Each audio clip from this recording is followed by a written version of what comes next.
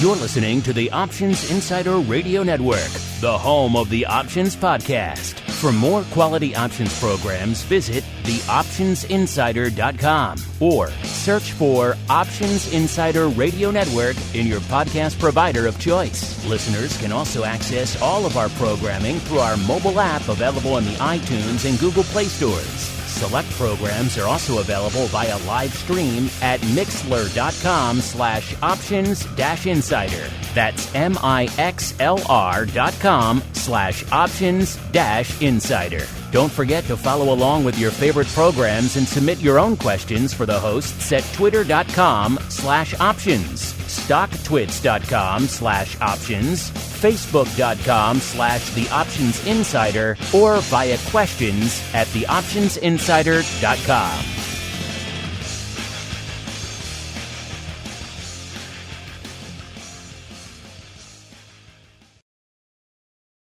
Gold, crude oil, corn, soybeans, and more.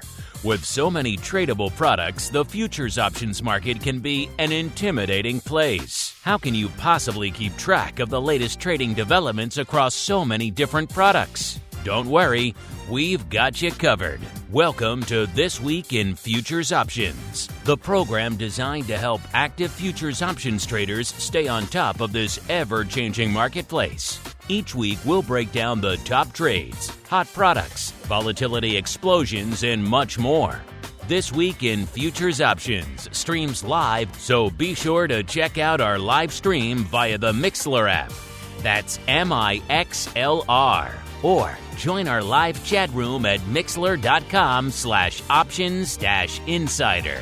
Whether you're an experienced veteran or a newcomer looking to separate the wheat from the lean hogs, This Week in Futures Options has the information you can't find anywhere else. This Week in Futures Options is brought to you by CMEGROUP, the world's leading and most diverse futures and options exchange. For more information and educational resources about futures options at CMEGROUP, visit cmegroup.com/options. This Week in Futures Options is also brought to you by FTSE Russell, a leading global provider of benchmarks, analytics, and data solutions. For more information, please visit ftserussell.com, cboe.com, and cmegroup.com. And now, get ready to break down the latest futures options trading activity. It's time for This Week in Futures Options. All right, everybody. That music means it is time once again for TWIFO, This Week in Futures Options, the program where we break it all down on the futures options side of the fence. So we'll talk some commodities, maybe some ag, some metals, some energy, get into the equities quite a bit, especially a day like today with so much popping off over there, the rates and everything else, a whole bunch more. You got to tune in every week to see what's on our movers and shakers, what's lighting up our tape over here, what's going to make it on the show this week. Of course, if you like what you hear, and we see so many new people flocking to the network these days, make sure you keep those reviews coming so new folks can continue to discover not just TWIFO, but the entire network over there. And of course, we do love to hear from you guys, so keep those questions coming. We do like to hear your questions, your comments, your insights, your pearls of wisdom, not just for us, but to share with your fellow listeners out there. Let's see who else we're going to hear from on the program today. First, let's go out to the FTSE Russell hot seat, where we are joined once again by my compatriot here in all things futures options crime, Mr. Sean Smith, the Managing Director of Derivatives Licensing in FTSE Russell land. Mr. Smith, welcome back to TWIFO, sir. Hey, Mark. It's great to be back on the show. Thanks for having me. Once again, we're going to have a great show today, and I'm looking forward to having a fun conversation. Should be a fun one. And also joining us, holding down the CME Group hot seat today, it's been a little while since he's been on, Mr. Tim Mccourt, the Managing Director and Global Head of Equity Products over there at CME. Tim, welcome back to TWIFO, sir. It has been too long. Hey, Mark. Yeah, great to be back. Thanks for having me. Hope you're doing well. Sean, great to hear your voice. Looking forward to a great show today. Well, Tim, I'm not sure if you're aware, but the world has had some turmoil since the last time we chatted. So let's catch us up really quickly. How are you and everybody in the equity team? How are you guys holding up over there at CME right now? Yeah, everyone's holding up great. Thanks for asking. The team's doing well. We've actually even had a few people join us during this work from home environment. So the team is good and continues to crank out new products. So all is well in CME land. Hope it all is well by you guys. Growing the team. I like to hear that in these otherwise dire times. Someone out there is hiring. So if you like equities, maybe hit up Tim over there at CME. Maybe they can add you to the team. And Tim, I usually give Sean this duty, but you're our guest today, so you get pride of place here. Where should we begin on our movers and shakers journey this week? To the light side or to the dark side, sir? Let's go to the light side today. Let's go to the light side. I can see why you and Sean are of like minds. By the way, listeners, if you guys want to play the home game for yourself, not just listen to the show, but actually generate your own reports, you know where to go. CMEGROUP.com/TWIFO, TWIFO, or /TWIO, TWIO. They both should work this week in futures options or this week in options. Pick your poison. Head on over there. You could generate reports, not just for what we talk about on the show, but for whatever strikes your fancy. If you want to do lumber at 2 a.m., you could do it. Not going to be a lot of options contracts there, but you can do it. So head on over there, CMEGROUP.com/TWIFO or /TWIO to begin your journey on that front. As we begin our journey here, a mixed week, even though coming into today, you may not think that. The equity markets are getting annihilated out there, but we'll get to that in a little bit out there. Net on the week, actually, from our last show, it's a very split market. It's almost even between the upside movers and the downside movers. If you wait a little bit, maybe that might shake out a little bit more in favor of the red. But coming into showtime, that's where we were.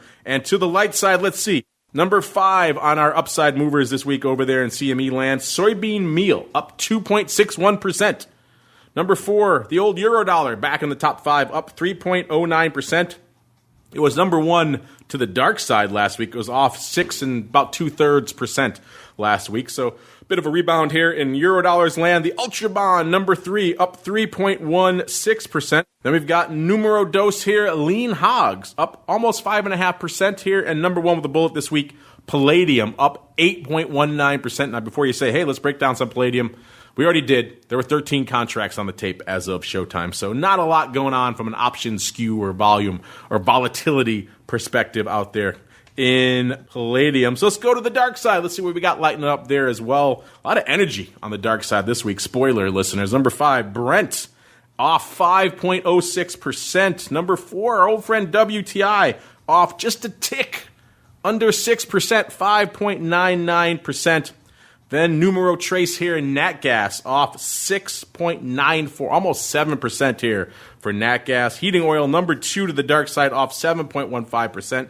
Last week, it was number 5 on our dark side list, off nearly 3.5%. That means number 1 with the bullet, we're going to the softs, actually. It's our only non-energy on the dark side list this week. Lumber, off 15.64%. And once again, before you ask, hey, let's get lumber into the rotation, 176 contracts on the tape as of showtime. So unfortunately, I don't think we'll be hanging our hat in lumber this week as well. Where we will be hanging our hat, though, before we dive into all this fun stuff, is the numbers hot off the presses from CME for August. We just broke down the numbers from OCC on our option block show a little while ago. Now let's break down what's coming in from CME land. Obviously, August was a pretty hot and heavy month across the board, no matter where you're looking. CME had an average daily volume of 16.4 million contracts, and OI at the end of August, 101 million contracts. Let's drill down a little bit, though, to where we like to hang our hats. Of course, the options. The options ADV was a little bit north of 2 million, about 2.1 million contracts here in August. Let's break down some of the complexes here really quickly. These are obviously adding together futures and options, so total contract ADV now. Listeners, interest rates obviously leading the dance, 7.2 million contract ADV. This is just for August now. Equity index, they had an ADV of 4.1 million, so ADV in the equity land, hot and heavy, number 2. Energy coming in at number 3, 1.9 million contracts ADV. Number 4, ags, about 1.4 million. Metals, pretty much exactly a million contracts for ADV. And then FX at 729,000. A couple other highlights coming out of August here. The record metals total ADV is up 15% from a year ago. Obviously, the big run up to 2,000 in gold and the commensurate move in silver driving a lot of that. Of course, silver futures lighting it up. They had a record ADV of 221,000. That's up 61% from a year ago. Micro gold futures, so the little ones, also had an ADV of 194,000. That's up a whopping 380% from August of last year. Obviously, those are a little bit newer addition to the pantheon there. Micro silver futures, same deal, ADV 34,000 contracts, up 1,000% from August of a year ago. The 3-year note, 13,400 contracts. That was their record volume. That was on August 31st. Let's get into the equities land as well. Micro E-mini equity futures ADV up 72% from a year ago. And the options on the Micro E-mini and Micro E-mini NASDAQ. Of course, we're going to talk about those in a little bit. They launched just a little while ago, August 31st, did a combined almost 2,000 contracts on the first day. So a lot of places to parse. So since we're hitting on equities, let's start there. Tim, obviously a tumultuous time to be looking at equities. Just in the lens of today, most of the major indices are firmly in the blood red territory today. We've got NASDAQ off nearly 5%. We've got S&P off about 3.5%. Dow off about 2.75%, and the Russell 2000 was off a similar percentage coming into showtime. So a lot to unpack there. Obviously, a lot of new products have been hitting your tape as well. What's been lighting up your tape there in the equities team over there at CME of late, Tim? Yeah, it's a great question. Certainly today, market a little bit to the downside, to say the least. But, I think the last few weeks, in the last few months, we've seen continued great growth in the equity complex at CMEGROUP. And Mark, I think what you had mentioned, one of the things we're really proud of is the continued success of the Micro E-mini futures. Even just looking at August, which is a little bit of a slower month compared to other months for equity, still delivering quite outstanding numbers in the Micro E-minis, with the S&P trading over 700,000, the NASDAQ trading over 600,000, and then the Dow trading about 70,000 in August, and then Russell 2000 trading 75,000, out-trading the Russell. Russell out-trading the Dow in the month of August in ADV terms, which has been great to see. I think this really speaks to the need in the marketplace for the smaller right-sized contract, especially like days today when the market's moving. It helps both the active individual and the professional traders, the institutions. There's a lot of risk moving around. Being more precise is always a great risk management tool. And we're really pleased to announce launch the options earlier this week on Monday. It's been a great first week for Micro E-mini options, and we're really pleased with the progress so far. Yeah, well, I'm glad to see they're finally listed. I think when you first announced them to us over a year ago here on the show, Tim, my second question was, when were we going to see the options? Obviously, we had to wait a little bit, but the futures clearly a home run, and now the options sound like they're faring pretty well as well. How are they lining up compared to your expectations so far, Tim? Yeah, it's certainly, doing better than my expectations. I think as many of you know, and maybe some of the listeners out there don't know, it's always more challenging to launch option products than futures products. And just when you think about it, there's many more actual products associated with options. When we launch futures, it's just the index. It's one contract per delivery month, and it's a linear product. But when we look at the options on the Micro E-mini options on the S&P and the NASDAQ 100, there are 10 maturities per index, with literally, hundreds of strikes per maturity. So the permutations of getting all those markets lit up for all the traders out there is a much more larger lift on the option side. So the fact that we've gotten here through this week with, I think we're doing about 15 to 16,000 contracts so far this week, right about now. The volume growing, where yesterday the volume was more than triple the first day volume, which is always great to see. A few thousand, I think just under 8,000 contracts of OI as of last night. These are all great things. We're also getting around-the-clock trading and quoting. So all the building blocks are there. And then the next step is just continue to work with folks and educate the market and get them used to all the great benefits of Micro E-mini options, just as they've learned on our other E-mini options and our Micro E-mini futures. Well, it's funny you mentioned the building blocks because, the equity side of the business, they tried to do this years ago, very infamously, with some of the big names back in their original. They split again now, but back before Apple split the first time and others, a lot of brokers were lamenting, hey, these things are too expensive to trade options on, so they tried to create mini options that were 1/10 the size, and there was a lot of issues inherent with that. The brokers tried to charge full freight, which caused problems with a much smaller contract, obviously. The market makers never really got on board, so the spreads were wide. There were a bunch of inherent issues that kind of combined to really, even though the industry seemed like they were very excited about the product, it kind of cratered and crashed and burned very quickly after launch. Sounds like, Tim, you mentioned the building blocks there. It sounds like you're not seeing those same issues on the Micro E-mini option side here. Yeah, no, not yet. I think there's certain unique benefits that are always present on the futures side of the fence here, on options on futures and futures themselves. And I think that's certainly what we're seeing here, the benefits of around-the-clock trading, the capital efficiency, the fact that it does deliver into the micro E-mini futures. These are all great product features, and the market structure of, what CME provides around the equity indices. These are all some of the best liquidity pools out there in the ecosystem. So it's been really kind of smooth sailing the first few days. We haven't had some of those problems that you've talked about that may have plagued previous endeavors on smaller size contracts more on the security side. But it's been great. The feedback from customers has been great. The feedback from our liquidity providers has been great. And I will say the other thing that I'm really proud of with this initiative is when we look at what the team at CME, what the sales force has done, what our marketing has done, what our index provider partners have done, to be able to pull this off in this extended and this unique work-from-home environment is really a testament to CME coming together to deliver what the marketplace wants. And it's been a lot of fun, but I'm really proud of the team involved in here, and hats off to everyone out there listening that was involved in this launch, both inside and outside the CME. It's been great to see this come to market, given the circumstances we're operating under. Of course, it helps. You guys also had the added benefit of an underlying future that was actually trading and trading for size, unlike the equity flavors that they tried to launch out there. So that certainly helps get the ball rolling, Tim, when the futures are printing a lot of size ahead of time. Absolutely. Launching options on the most successful product in CME Group's history certainly gives us a leg up as well. And that's a feature needed for all of the options on futures markets. You want that robust underlying market to be able to support the delta hedging and the risk management of the options. And it's something where, we're also just thoughtful of in terms of we don't want to overwhelm the market either. In terms of digesting option products, it does take more resources. And given the velocity of the underlying market, that's why we started with the S&P 500 and the NASDAQ, given their volumes on the micro E-mini futures, but certainly engaging with customers and continuing to evaluate if it makes sense to also look at the Dow and the Russell too, which the micros have been doing fantastic. So the underlying future certainly helps. We always have to balance that, the popularity and the use of the underlying future, but just making sure we roll things out in a prudent way to make sure they are successful, and we don't want to overwhelm people at the same time, particularly on the option front. Well, I think the vol could be certainly overwhelming people today, Sean. A lot of things popping off across the equity space, not just in small cap land.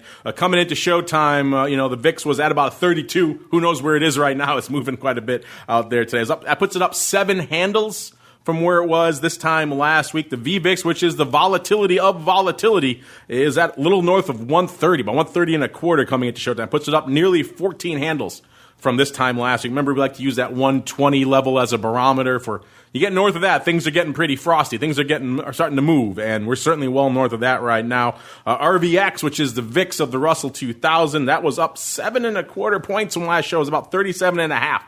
Coming into showtime, as we're seeing net on the week right now, we're seeing Russell 2000 off nearly 2%, about 1.8% here. And of course, that spread, that VIX RVX spread, so the spread between small cap vol and large cap vol, it was widening out early this morning. Now it's starting to tighten up a little bit. It's about 5.5 points. That puts it nearly a full point tighter than where it was last week, but these indexes are swinging around so much right now. It's kind of pick your poison, flip a coin of where it is at any given moment. So, Sean, obviously a lot has been popping off this week in the equity vol space. What's been lighting up your tape in small cap land this week, sir?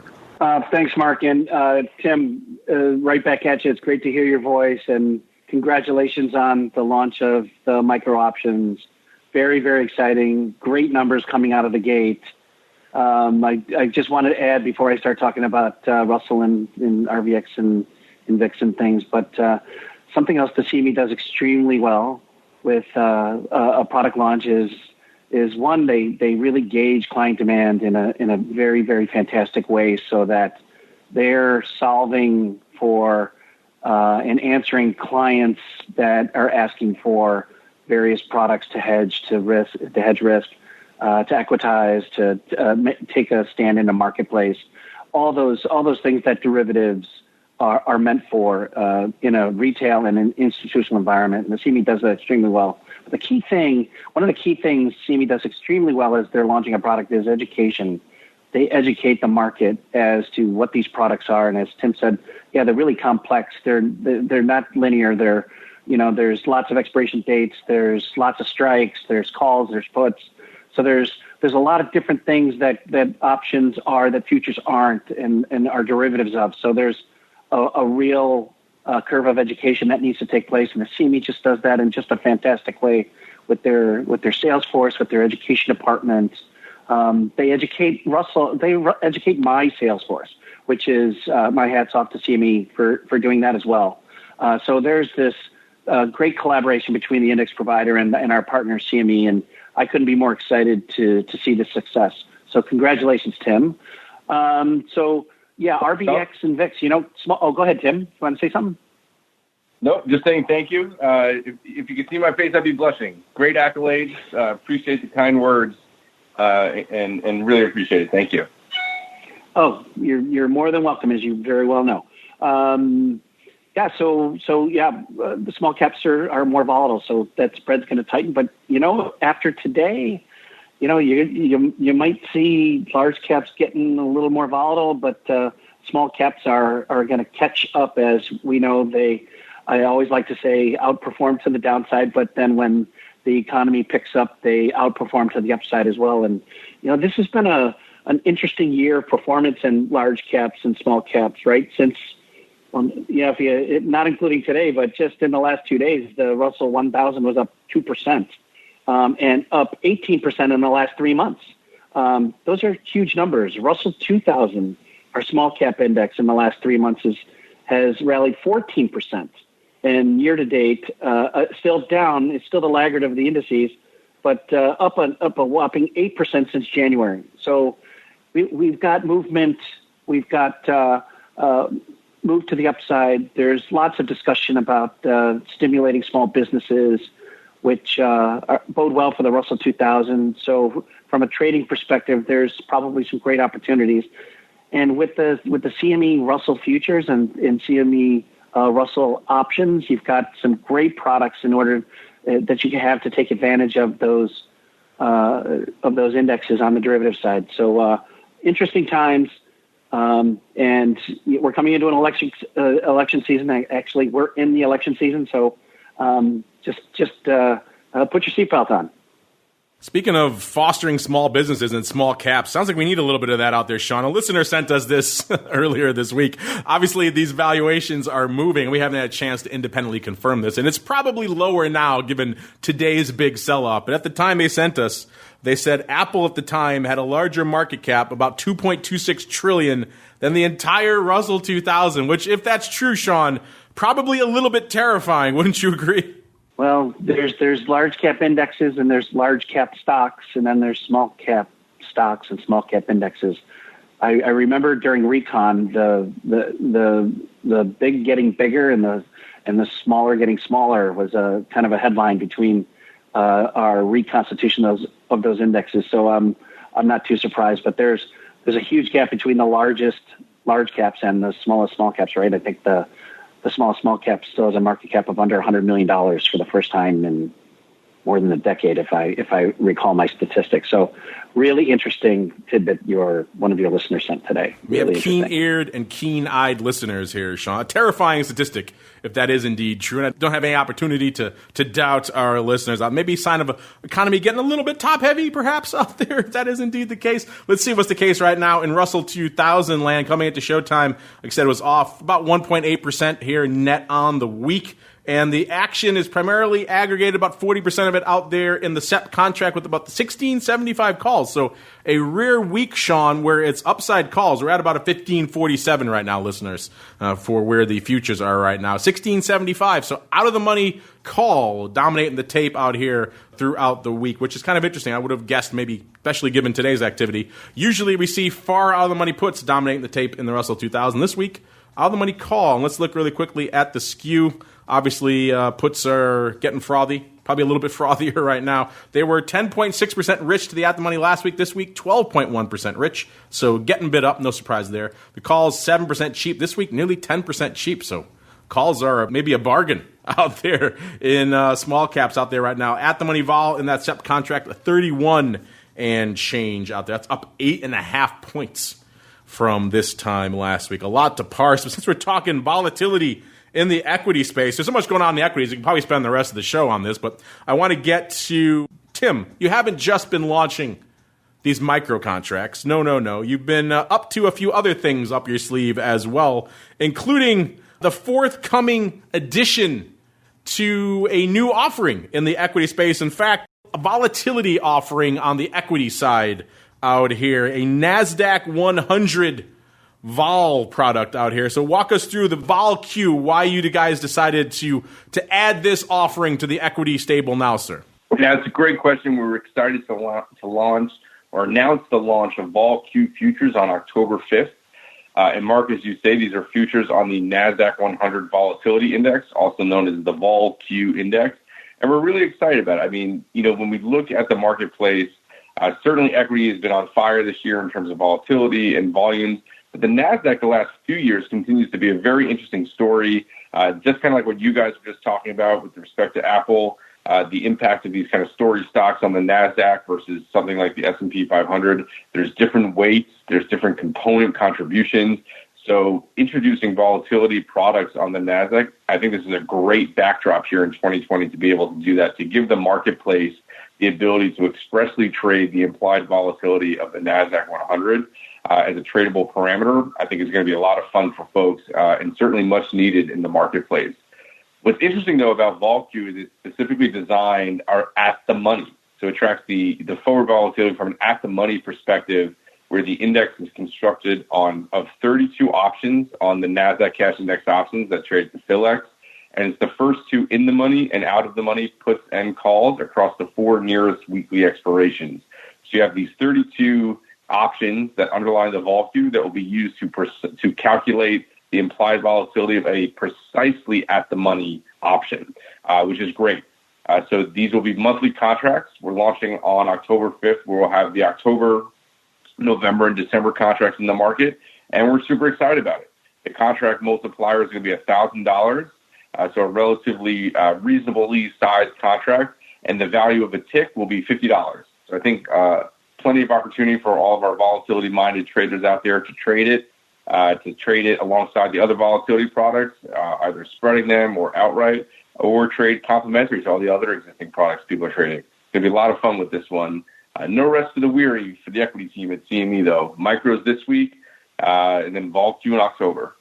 Yeah, you guys are going to be hogging the CME hot seat here on the show for the time being. You guys got to slow down the product roll, Tim, then you can take a break.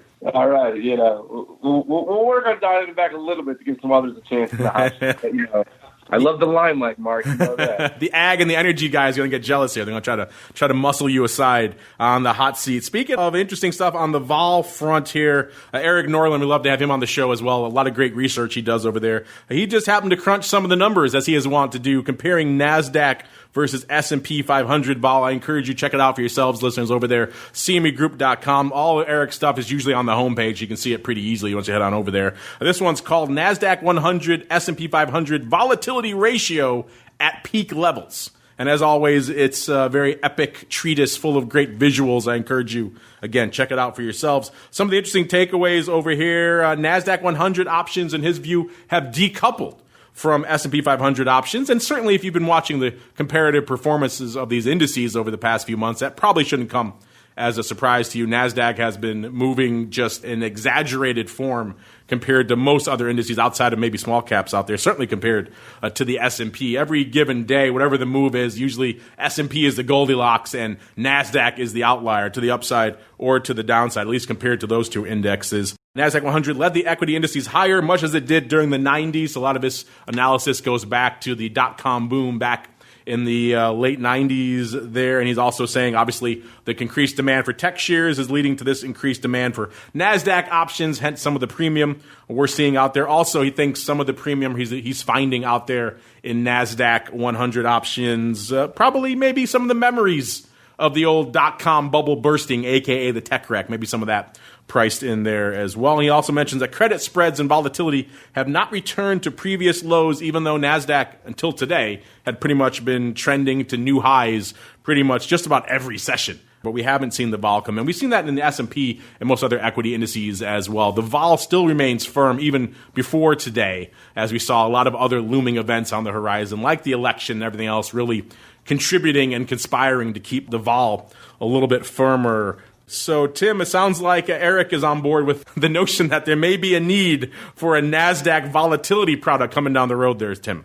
Sounds like it. It's like he's reading my mind. No, yeah, these are all some of the exact great points of why it's a perfect time to introduce something specifically on the NASDAQ 100 and specifically that focuses on the at-the-money approach as opposed to the variance approach. Yeah, I think that's a key consideration, the at-the-money approach. And we know Scott Nation's where this product is based off of his Nation shares. He initially wanted to launch that back with the ISC back in the day. They, of course, became part of the NASDAQ exchange group, and now CME and NASDAQ partnering to launch this product as a result. But one of the key considerations is kind of what you mentioned there, Tim, is that this is straight up at-the-money vol. It's kind of, if you want to think of it, listeners, it's the old school methodology of VIX coming back again. Back in the early days of VIX, it was just at-the-money OEX volatility. Then, of course, it morphed into the S&P 500 and later added the skew and everything else out there. And that latter portion, adding the skew, it certainly adds information, but it's become a very controversial point of late as well. In fact, a lot of the lawsuits surrounding VIX of late have been around what the impact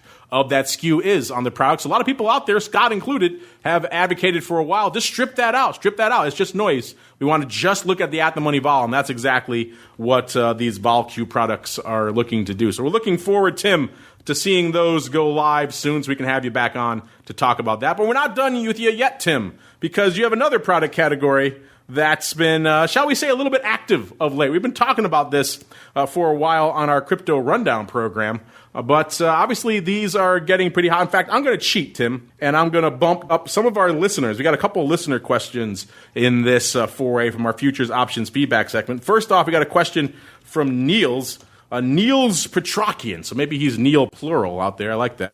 Niels wants to know, this question is for TWIFO. Well, you found the right show, Niels. He says, there's been an interesting uptick in the crypto futures at CME Group. Do you feel this article is correct in attributing that to the basis trade? I enjoy your programming. Thank you very much, particularly TWIFO and the Crypto Rundown. Thank you for answering my listener question. And he sends a link to an article. I forgot, he doesn't list where he pulled this from, but he talks about the record open interest out there in the crypto futures there, Tim. And they talk about how a lot of this seems to have been driven by the basis trade. In fact, they quote Joshua Lim, who was on our Crypto Rundown program in the past, from Genesis Global Trading, saying that the juiciness, he puts it, I like that term, the juiciness of the basis is what's fueling this record growth of OI out there in CME crypto futures and indeed options. Obviously, Tim, you got handed a couple of hot product categories. Catch us up. What's been lighting things up out there in CME crypto of late? And do you agree with our listener Neil's here attribution that it's the basis trade that's driving all this, or is something else afoot out there? Yeah, it's a great question. Always love talking about crypto. It wouldn't be a TWIFO show if we couldn't get at least a few crypto questions in here. And I think there are a few things leading to the increased activity, particularly that we saw here in August. One is that the institutional interest in our Bitcoin suite at CME Group continues to grow. We've had just about 1,800 accounts that have been added this year. That's 40% more than were added in 2019, and we're not even through 2020 here yet. And we also had a record number of large open interest holders, which are those contract traders that hold more than 25 contracts. And that was at 94 large traders for the week of August 18th holding positions. And that was up almost 30% versus July. So that's great. When we look at the volume for the month, we did in the month of August, we did a little over 10,000 contracts per day, which is above the yearly average of about 8,000. And that's up 30-some-odd% versus full year 2019, which is phenomenal. But your reader, I kind of agree with the listener.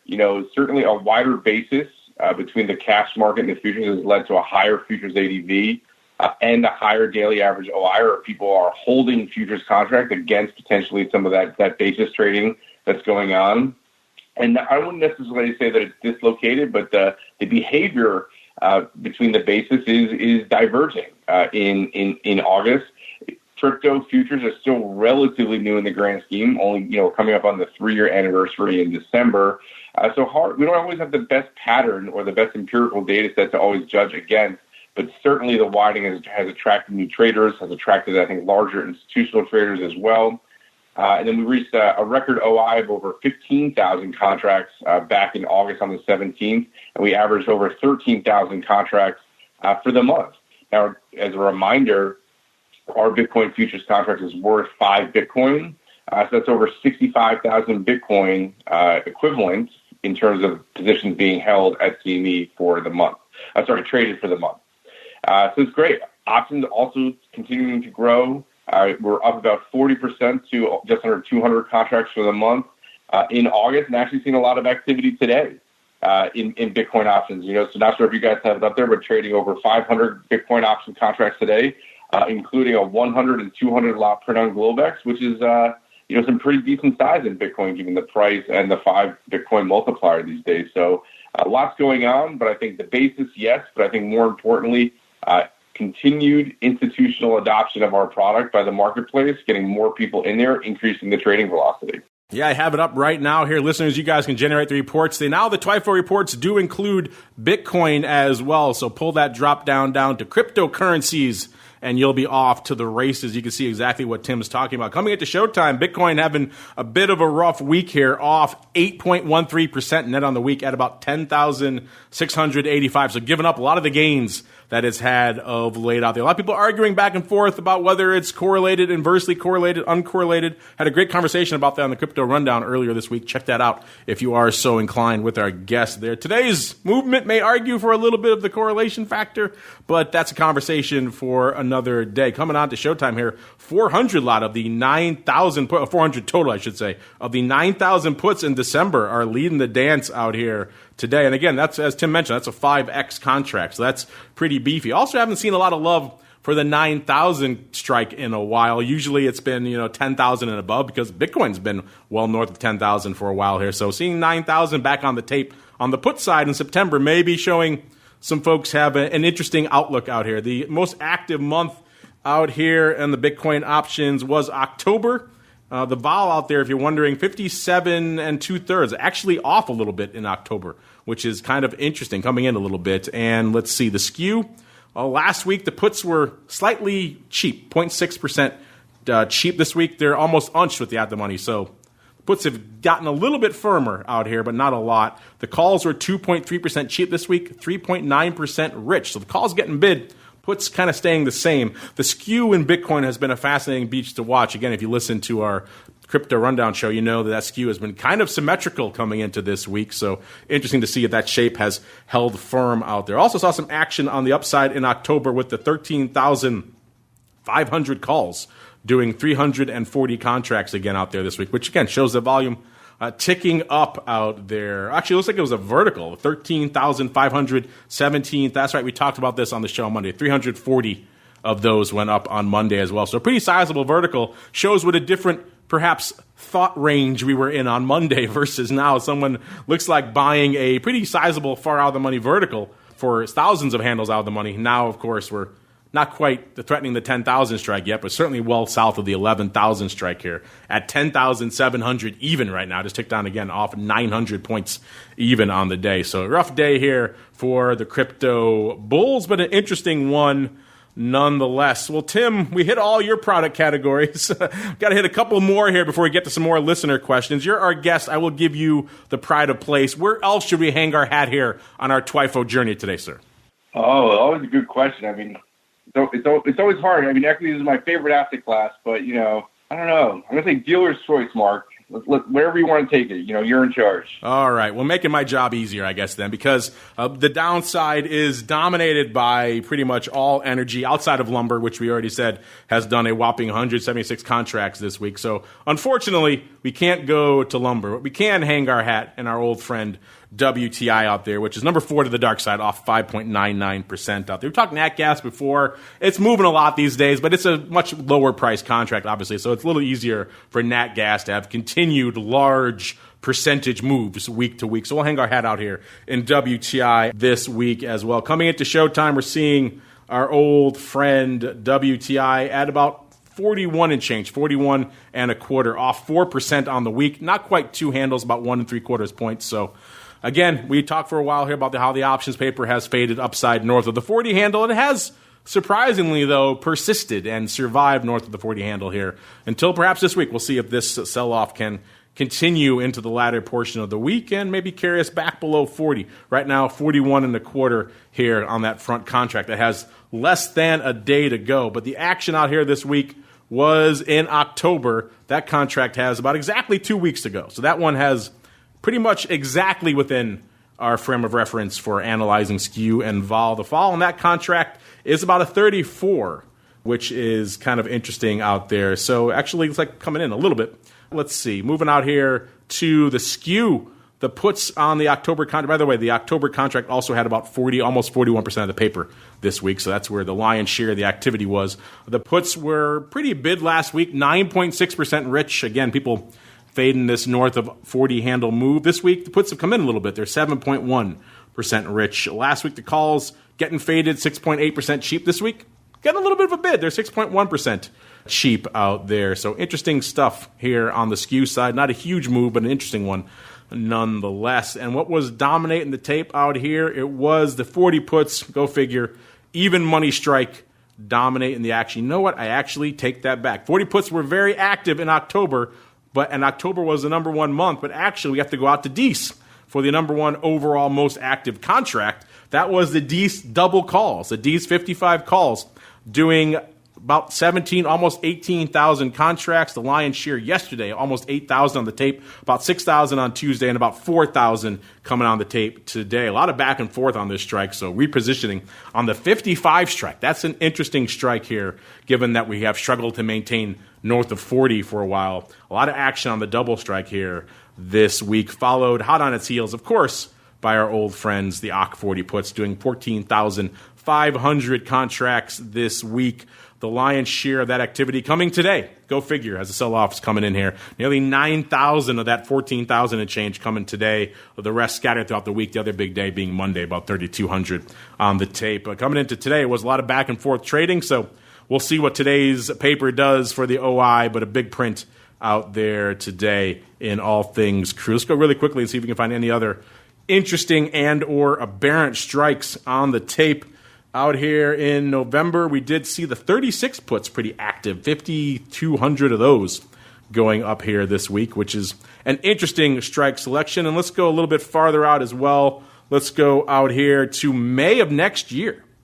We've got the 65, actually let's go out to June. Let's go out to June of next year. We got the 65 calls doing about nearly 3,000 contracts this week as well. So it's not all fading and not all far downside here, listeners. There is some call activity to be found in the farther off contract, just not a ton. And if you want, this is the kind of paper we like here. If you want even farther out of the money, listeners, you know, if 55 or 65 is not far enough out of the money or not far enough down the expiration calendar, well, then we got you covered here. These 2022 par calls, the 100 calls on the tape today, listeners, 1,900 times this week. It looks like maybe a funky 65 par thread went up in Dees of 2022. Looks like it traded 840 by 900 times on Tuesday, and then again today, 1,000 times. So 65, 100 vertical. Interesting. Total of about nearly 2,000 contracts. Some scattered paper on the 85s and 70s too, but that's pretty small, 150 and 100. So if it's a spread, it's a funky one. But looks like today's paper is only on the 65s and the pars. So interesting stuff afoot out here. If you had that 65 par vertical, listeners, what would you rather do with it in Dees of 2022? Would you rather sell it or would you rather buy it? Let us know. Hit us up. I'm curious what you guys think on these funky, crazy spreads. Let's go really quickly since we're talking about craziness.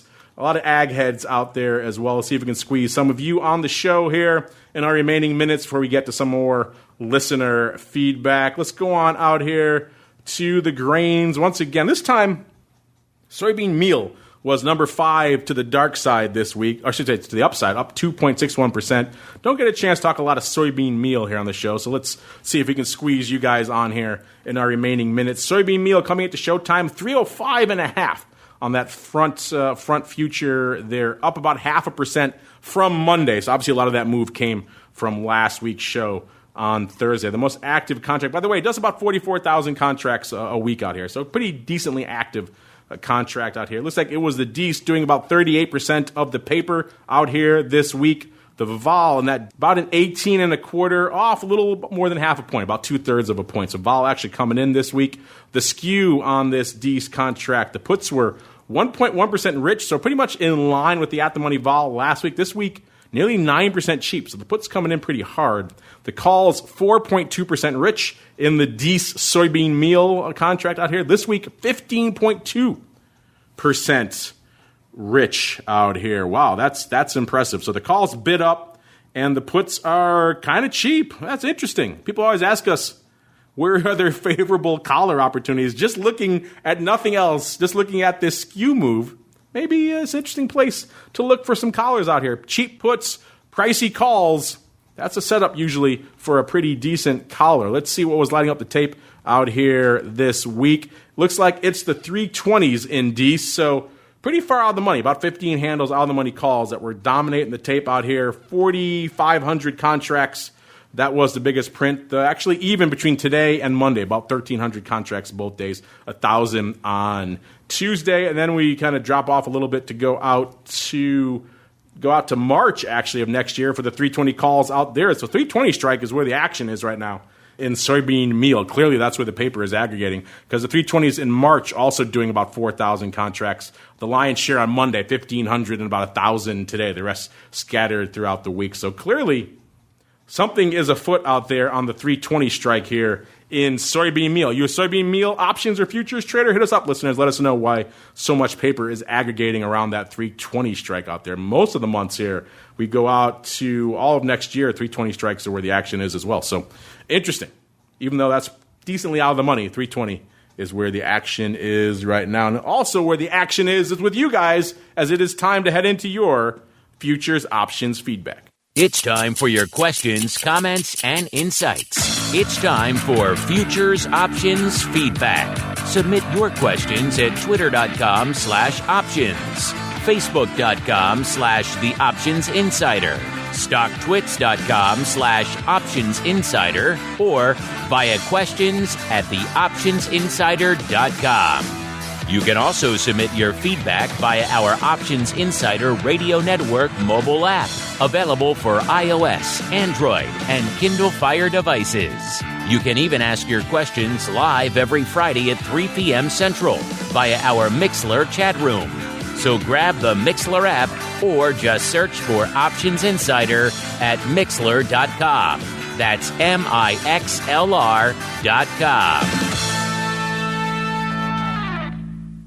All right, everybody, welcome to your segment. I mean, the whole show is your show, but this is where you get to dictate the pace here with your questions. You know where to find us, at Options, most of the major social media platforms, our website, theoptionsinsider.com. Just use questions at theoptionsinsider.com. That'll get us as well. In the live chat, if you want to get bumped to the top of the list, no shortage of ways for you guys to reach out to us with your questions and your comments. Tim, put on your question answering pants, because a lot more coming your way. We already touched on the one about the crypto futures. A similar theme here coming from Natalia. Natalia wants to know what's behind the increase in Bitcoin options volume. So we just talked the futures, but people have noted, and we have noted on our Crypto Rundown show as well, that we've seen the options volume ticking up there as well, Tim. Obviously, we just touched on this a little bit. What do you have to say for Natalia, who wants to know what's behind specifically the increase on the options side, sir?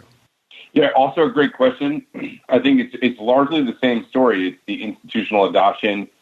We've seen continued new customers coming into the option product for Bitcoin, and also deploying more, I don't want necessarily systematic strategies per se, but certainly there's a replicability to the strategy those institutions are starting to deploy.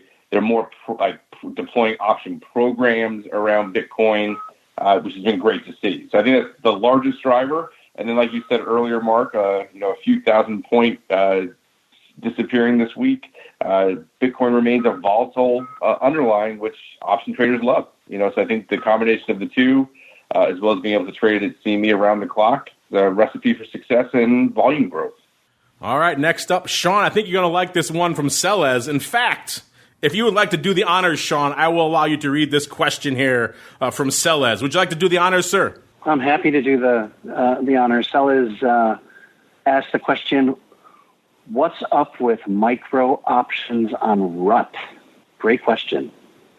And, I think the theme of the show was micro options being launched by CME. And they started with, and I'll let Tim kind of follow through on this answer, but with the S&P 500 and NASDAQ 100 micro options. Client demand for micro options is out there. There's a real momentum behind this size of a notional product, and it's only enhancing the ability for not only for retail clients, but for an institutional client to just really get that hedge down to a minute detail. And it really, in these markets, there is a desire to get that close to the penny on hedging those deltas and getting that notional value just right. So micro options, there's a real strong demand for them. I'm really excited about it. And RUT is the SIBO symbol. So I'm also gonna mention SIBO's RUT products as well, and mention this to our good friend Rick Rosenthal over at SIBO Global to see what SIBO has to say on options on RUT. But again, a tremendous launch by CME this week, and couldn't be more excited for Tim and company in regards to their launch of micros, and just a fantastic success. So congratulations again, and I'll let Tim kind of expound on micros. Yeah, thanks. Thanks. I'm certainly happy to kind of paint a little bit more color on that.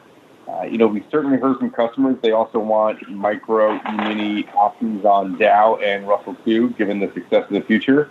And we'll continue to work with customers to figure out how we can get there. The challenge that we have really is just when you think about the technology and things like the market data and the quote traffic, we just want to make sure and be mindful that we don't overwhelm our customers, that we don't overwhelm vendors, and do it in a little bit of a step manner. So we focus on the two futures that are kind of in the first and second pole positions, and continue to figure out what's the best way to expand the micro E-mini options to the other contracts. So we'll get there, but can't necessarily do it all at once. So keep that feedback coming. The more people who want it, the easier it is for us to do it. There you go. They say it all the time, client demand. You guys want it, hit them up or hit us up. We'll forward it along and make sure they know. At the end of the day, if you guys want it, and clearly you guys want all things micro these days, Tim, and I've said it before, but I'll say it again. When you announced kind of the micro future, I think it was back when we were down in Boca. It was you, me, and Tim, ironically enough, or you, me, and Sean on the show here again. And, it resonated with me. I thought it would be an interesting product, but I never really thought it would reach the lofty heights that we've seen out there. Has it been as surprising for you, just the groundswell of response to the micro future since then, Tim? Oh, I remember sitting in a little enclave down in Boca, chatting, as three good friends. Remember those days when you could go outside and see other people? Yeah, and I had no idea, if I'm being honest. I mean, the micro futures volume and the enthusiasm and the excitement of the options all surpassed my wildest expectations. When we were getting together, I knew we were on to something. I thought they would be good, but to put these numbers up so early and to continually put them up, where even if you look at something like the micro contract, we're trading between 1.6, 1.7 million contracts now for 2020. They've maintained their elevated volume even after that pop in volatility in Q1. So the fact that they're still trading these numbers and putting up these type of records while the markets are a little bit calmer is also equally, if not more, surprising, which I think just speaks to the testament. These serve a great need in the marketplace, and the people love them. Sometimes you got to give the people what they want. Speaking of giving the people what they want, we'll round it out with this one here. It's like the name, I like the handle, Paprika Chef. I'm guessing he likes a little bit of seasoning in his cooking. Paprika Chef says, do you have any updates on the return of the OIV crude oil VIX? Thanks. Well, if you like that, Paprika Chef, check out the conversation I had with Ariane Cricky over there at SIBO. That was a joint SIBO CME index. It wasn't a product. It wasn't tradable. You couldn't go out and trade. OIV, of course, listeners, was the VIX of WTI. So it's kind of a joint collaboration applying the SIBO VIX methodology to a CME product. WTI, of course, we saw what happened with negative futures there earlier this year. Those methodology doesn't really work well with a negative future. We haven't really seen it return since. I asked them about it. They said it doesn't sound like it's coming back anytime soon. So, Tim, I won't put this one to you because I know this is outside your product category. But we have been getting a lot of people asking us about this. So maybe next time we get the energy folks on here, Pat Precourt, Chef, I'll put it to them and see if they have any specific timetable for either the return of OIV or maybe some other analog of it, maybe some other new thing coming out of CME that will approximate what OIV used to do. Because I'm with you. It was a great benchmark for crude volatility. If you just wanted a snapshot, people are asking us all the time, what's a great little, easy rule of thumb and easy guide and easy estimator for crude volatility? I would always point them to OIV. I was less of a fan of OVX, which was the VIX of USO, because USO has a lot of inherent issues I'm not a huge fan of. But OIV, that was the straight futures option. So the VIX of that was a kind of much more meaningful and useful number. So if that doesn't come back, hopefully we'll see some sort of analog or something similar come out of CME in the near future.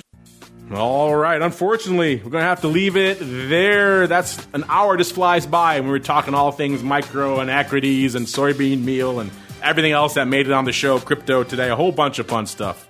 But Tim, you're our guest. We've already hit on a lot of the stuff you guys have up your sleeves for the foreseeable future. But if you want to leave our audience with any other hints, any other teases, what they can look forward to from you guys on the equity and indeed the crypto teams in the coming months, now is the time, Tim. The floor is yours. I think, nothing new to announce yet, but, lots that we've rolled out since last time we spoke, and there are a few more things on the horizon with VOLQ coming up. So I'll get the team to work on something, Mark, because I got to get back in this hot seat, more frequently than usual. So we'll drum up something, and I'll be back for sure. We'll have to christen it the honorary Tim Mccourt hot seat in your absence there, sir. I'm sure the rest of your colleagues will love that.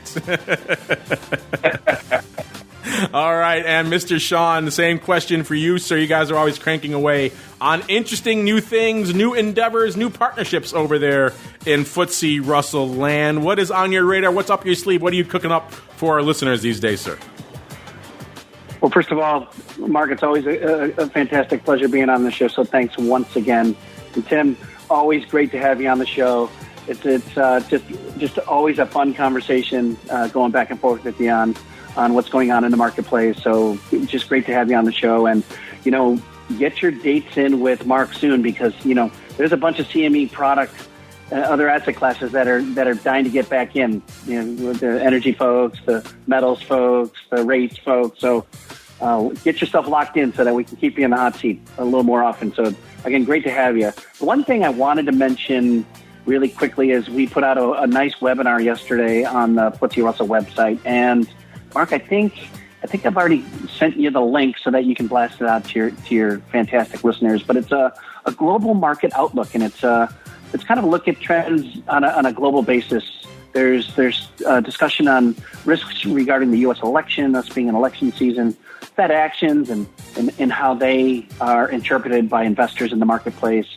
There's a nice piece on the U.S. market versus the European and Asian markets, and just a really nice global outlook by our Philip Lawler, who is our head of global investment research. He does a fantastic job, and he's a real captivating speaker. So I recommend you folks click on that link and listen to the. It's probably about 20, 25 minutes long. It's actually really interesting. So I will end with that. And again, Tim, great to have you on the show. Mark, thank you very much. There we go. Check out the webinar. We'll tweet out that link for you there, listeners, if you missed it. And on behalf of Sean and Tim and indeed myself, I want to thank all of you out there for downloading, streaming, subscribing, for listening live, for sending in your questions, for voting in our polls. We love to see all of it. Keep it coming. Remember, if you like what you hear, keep those reviews coming in your platform of choice. We've seen so many new people discovering the program and indeed the network in these troubled times. We want to keep that flow going. It's more important now than ever out there. People have a reliable source of information on these markets. So if you like what you hear, leave a review on your platform of choice so new folks can continue to discover these programs. And we'll see you back here tomorrow, noon Central, back to the old time there for Volatility Views. We kick it all off again on Monday with the old option block all the way through to Thursday for more of This Week in Futures Options.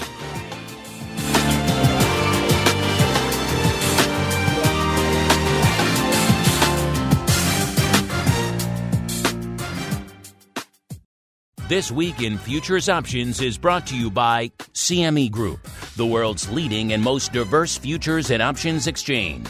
CME Group's markets help individuals and businesses around the world manage risks and seize opportunities. CME Group offers the deepest and most liquid options on futures across all asset classes, including interest rates, equity indexes, foreign exchange, energy, agriculture, and metals. For more information and educational resources about futures options at CME Group, visit cmegroup.com/options. This Week in Futures Options is also brought to you by FTSE Russell, a leading global provider of benchmarks, analytics, and data solutions. Investors in the U.S. and around the world are using FTSE Russell indexes to benchmark their investment performance and create investment funds, ETFs, structured products, and index-based derivatives. Many Options Insider Radio Network listeners will be familiar with the Russell 2000 Index. Russell 2000 futures and options are currently trading on the Chicago Board Options Exchange and CME Group. For more information, please visit ftserussell.com, cboe.com, and cmegroup.com. This broadcast is intended for informational and educational purposes only and does not constitute trading advice or the solicitation of purchases or sale of any futures or options. The rulebook of the applicable exchange should be consulted as the authoritative source on all current contract specifications.